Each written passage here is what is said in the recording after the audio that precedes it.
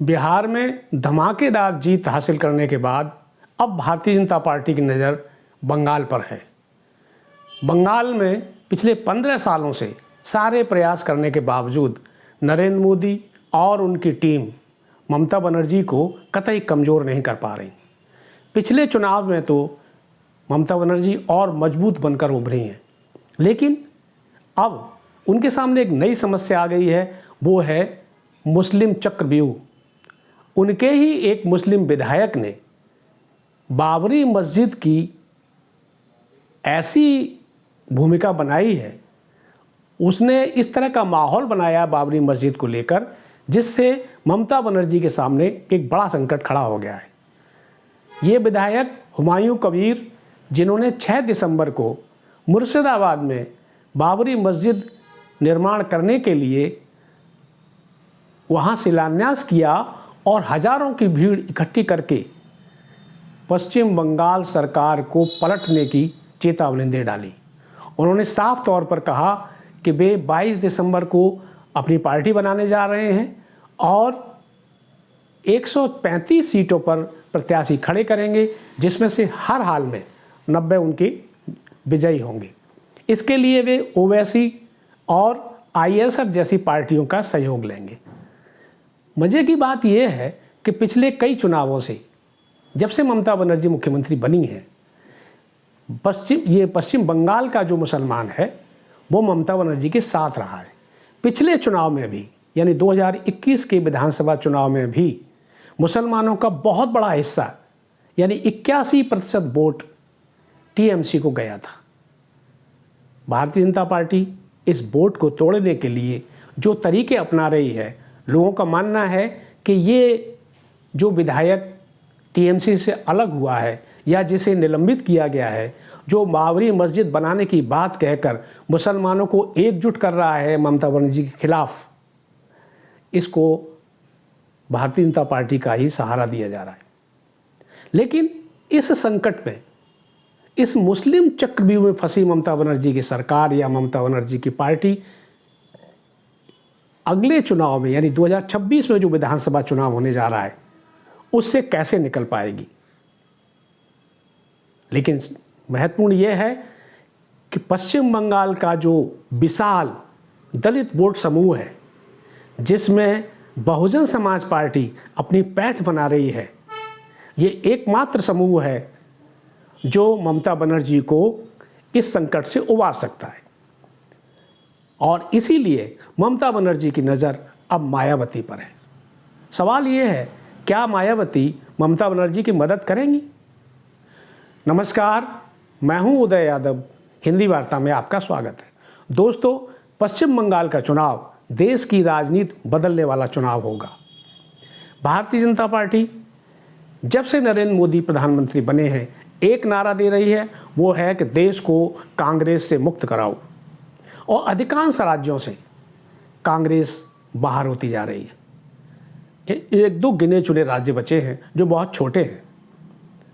अब वो उन पार्टियों का भी सफाया कर रही है जो भाजपा विरोधी हैं। इसमें बंगाल एक बहुत बड़ा राज्य है और ममता बनर्जी बहुत बड़ी नेता जो भारतीय जनता पार्टी की इच्छाओं की रास्ते में रोड़ा बन गई हैं। इस रोड़े को हटाने के लिए अभी संसद में वंदे मातरम पर 10 घंटे की बड़ी बहस कराई। इस बहस की कोई ज़रूरत नहीं थी। मौका ढूंढा कि वंदे मातरम जो राष्ट्रगान है, उसके 150 वर्ष पूरे हो रहे हैं, इसीलिए इस पर बहस होनी चाहिए। और इरादा था कांग्रेस को घेरने का, उसे बदनाम करने का, उस पर लगातार हमला करने का, और इस बहाने बंगाल के जनता से एक भावनात्मक जुड़ाव दिखाने का। लेकिन ममता बनर्जी बेहद तेज़, बेहद होशियार नेता हैं। माटी मानुष उनका पुराना नारा है। वे बंगाली अस्मिता से कोई खिलवाड़ दूसरों को नहीं करने देती। यही वजह है कि उनकी बंगाल के मतदाताओं पर गहरी पकड़ है। लेकिन इस बार कुछ घटनाएं ऐसी हो गई हैं जिनको हम विस्तार से बताएंगे कि जिन वजहों से ममता बनर्जी संकट में है, और हम क्यों ये जिक्र कर रहे हैं कि मायावती इस संकट से उन्हें उबार सकती हैं। आपको हमारी बात को पूरा सुनना होगा, इस वीडियो को पूरा देखना होगा, तो आप इस बात को अच्छी तरह समझ पाएंगे कि पश्चिम बंगाल का मुसलमान जो वोट है वो क्यों ममता बनर्जी के लिए महत्वपूर्ण है, और इस बार उस वोट बैंक में विभाजन की स्थितियां क्या बन गई हैं। ऐसे में जो दलित वोट है, नाम शूद्र समाज है, जो मतुआ भी कहलाता है, वो क्यों ममता बनर्जी की इस परेशानी को दूर कर सकता है, जिसमें मायावती की बड़ी भूमिका हो सकती है। दोस्तों, पश्चिम बंगाल एक ऐसा राज्य है जहां मुस्लिम आबादी उत्तर भारत में सबसे ज़्यादा है। लगभग 30% वहाँ मुस्लिम वोट है, और पिछले कई चुनावों से ये भारतीय जनता पार्टी के खिलाफ रहा है, और जब से टीएमसी सत्ता में आई है इसका बड़ा हिस्सा हमेशा ममता बनर्जी के साथ रहा है। ममता बनर्जी ने मुसलमानों के हितों का ध्यान भी रखा है। यही वजह है कि मुसलमान ममता को अपना नेता मानता आया है। लेकिन इस बार एक ऐसा विधायक जो बीच में पार्टी छोड़कर भारतीय जनता पार्टी में भी चला गया था, उसने एक नई समस्या खड़ी कर दी है। इस नेता का नाम है हुमायूं कबीर। हुमायूं कबीर कभी कांग्रेस में होते थे, लेकिन इस समय टीएमसी में थे, और उन्होंने ऐलान किया कि 6 दिसंबर को मुर्शिदाबाद में, यानी अपने निर्वाचन क्षेत्र में, वे बाबरी मस्जिद की शिलान्यास करेंगे, नींव रखेंगे। ये एक ऐसा मुद्दा था, बाबरी मस्जिद 6 दिसंबर को ढाई गई थी, जो देश और दुनिया भर में ये विवाद चर्चा में आया। लेकिन ऐसे समय में जब चुनाव नज़दीक हों और टीएमसी का ही एक विधायक बाबरी मस्जिद बंगाल में बनाने की घोषणा करे, तो निश्चित है कि ममता बनर्जी के सामने परेशानी पैदा होगी। उससे ये मंसूबे भी साफ जाहिर होते हैं कि वो व्यक्ति ऐसा क्यों करने जा रहा है। वो खुद भी जानता है कि बाबरी मस्जिद एक विवादित मुद्दा है, और इस पर हिंदुओं का ध्रुवीकरण हो सकता है, भारतीय जनता पार्टी को इसका फ़ायदा मिल सकता है, तब उसने ऐसा करने का निश्चय क्यों किया। लेकिन ममता बनर्जी ने बिना समय गंवाए उस विधायक को निलंबित किया। इसके बाद 6 दिसंबर को भारी तामझाम के साथ हुमायूं कबीर ने मुर्शिदाबाद में मस्जिद का शिलान्यास किया।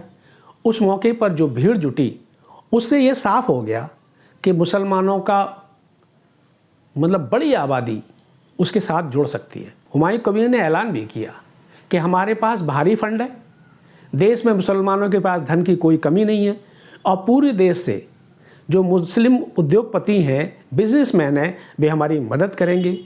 उन्होंने ये भी कहा कि हम चुनाव AIMIM के नेता ओवैसी से बातचीत करने के बाद उनकी पार्टी और ISF के साथ मिलकर लड़ेंगे। 135 सीटों पर हम प्रत्याशी खड़े करेंगे, और ये निश्चित है कि 90 सीटें हम जीतेंगे।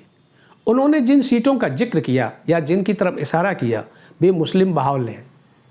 हम आपको बता दें कि बंगाल में मुसलमानों की जो आबादी है वो बांग्लादेश से लगी हुई सीमा के ज़िलों में ज़्यादा है। इनमें मुर्शिदाबाद और उत्तर परगना, दक्षिण परगना जैसे कई ज़िले शामिल हैं, और इनमें स्थिति ये है कि मुर्शिदाबाद इलाके में 32 सीटें हैं।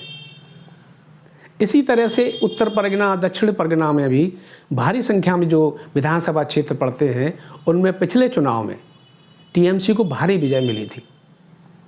लेकिन इस बार अगर हुमायूं कबीर, ओवैसी और ISF मिलकर चुनाव लड़ते हैं, तो इस वोट बैंक में, टीएमसी के मुस्लिम वोट बैंक में सेंध लगा सकते हैं। अगर वो अपने प्रयास में सफल होते हैं तो ममता की सत्ता जा सकती है, खिसक सकती है, और ममता को इस संकट से बचा सकते हैं सिर्फ दलित। आपको बता दें, पिछले वीडियो में भी हमने आपको बताया था कि बंगाल में जो नामशूद्र समाज है, जो दलित वर्ग में आता है, इनकी आबादी बहुत ज़्यादा है। वैसे तो बंगाल में 23% दलित हैं, लेकिन उन 23% में से 18% के आसपास ये नामशूद्र समाज के लोग हैं, जिन्हें मतुआ भी कहते हैं। मतुआ उन लोगों को कहती है, ये धार्मिक एक गुट हो जाता है जिनको हरिश्चंद्र ठाकुर ने आध्यात्मिक तौर पर एकजुट किया था और शिक्षा और आर्थिक तरक्की के लिए उनको एक रास्ता दिखाने का प्रयास किया था। ये वो वर्ग है जो बांग्लादेश से भारत में आया, लेकिन इनके पास नागरिकता के कोई डॉक्यूमेंट नहीं है। ज़्यादातर की स्थिति यही है। अभी ये शरणार्थी माने जाते हैं। भारतीय जनता पार्टी इनको नागरिकता दिलाने का भरोसा दे रही है और इस भरोसे के रूप में वो उनका वोट पाने की कोशिश कर रही है। एक तरफ ये दलित समाज है जो एक बड़ी महत्वपूर्ण भूमिका रखता है। लगभग 60 सीटों पर ये नाम शूद्र समाज अपना प्रभाव रखता है। हालांकि उसमें कुछ सीटें टीएमसी के खाते में और कुछ भारतीय जनता पार्टी के खाते में पिछले चुनाव में गई थी, लेकिन अगर ये पूरा वोट एक पार्टी के साथ चला जाए तो वो ताकतवर हो जाती है। खास बात यह है, अब यहाँ बहुजन समाज पार्टी की भूमिका आती है। बिहार में एक ही सीट जीती थी बहुजन समाज पार्टी ने, लेकिन जिस तरह का प्रभाव बाकी सीटों पर डाला उसने सभी दलों को चौंका दिया था। विशेष रूप से इंडिया गठबंधन के दलों को बहुत बड़ी चोट पहुंचाई थी। इसके बाद मायावती जी ने अपने नेताओं को बंगाल पर ध्यान देने के लिए भेजा। उन्होंने वहाँ प्रयास तेज कर दिया है और बहुजन समाज पार्टी की लीडरशिप बंगाल में नाम शूद्र समाज के बीच में तेज़ी से काम कर रही है। जिन जिन जिलों में, जिन जिन विधानसभा क्षेत्रों में नाम शूद्र समाज की आबादी ज़्यादा है, वहाँ ये संगठन अपना फैलाव तेज़ी से कर रहा है। उनकी समस्याओं को सुनना, उनके लोगों से जुड़ना, अपने विचार से उन्हें अवगत कराना। और ख़ास बात यह है कि वामसेव भी भारतीय बहुजन समाज पार्टी के साथ काम कर रहा है। इन प्रयासों का नतीजा ये है कि बहुजन समाज पार्टी की जड़ें वहाँ तेज़ी से मजबूत हो रही हैं। इसको टीएमसी के नेता महसूस कर रहे हैं और उन्हें ये भरोसा है कि अगर बहुजन समाज पार्टी टीएमसी की मदद कर देती है तो इस संकट से टीएमसी को उबरने में, ममता बनर्जी को लड़ने में बहुत सहयोग मिलेगा। भारतीय जनता पार्टी इस प्रयास में है कि दलितों के वोट को भी अपनी तरफ लाया जाए। इसके लिए उनके पास SIR और CAA जैसे कानून हैं, जैसी सवाल है। अब टीएमसी और भारतीय जनता पार्टी दोनों सत्ता के लिए वहाँ प्रयास कर रही हैं।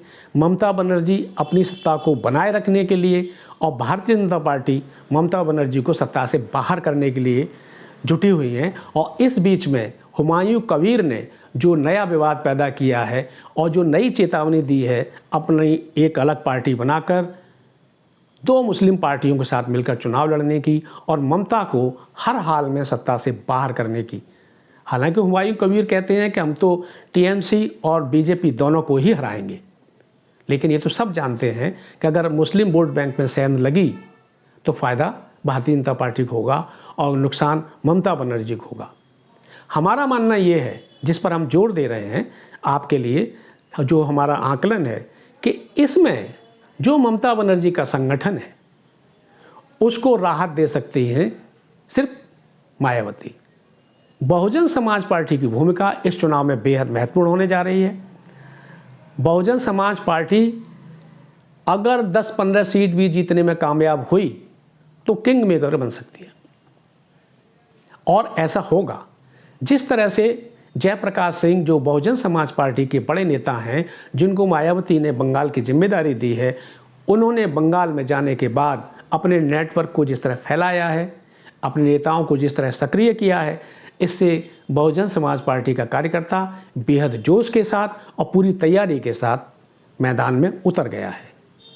देखना अब यह है कि बहुजन समाज पार्टी और टीएमसी की क्या तालमेल बनता है, क्योंकि मायावती ही एक ऐसी नेता हैं जो बंगाल में ममता बनर्जी की सत्ता को बचा सकती हैं। क्या मायावती ममता बनर्जी का साथ देंगी? ये एक बड़ा सवाल है। यह था हमारा आज का विश्लेषण। आपको कैसा लगा ज़रूर बताइएगा और आपसे आग्रह है कि हमारे चैनल को अब तक आपने सब्सक्राइब नहीं किया है तो सब्सक्राइब करें, लाइक करें और अपने दोस्तों में शेयर करें। मिलते हैं जल्द अगले वीडियो में, तब तक के लिए नमस्कार।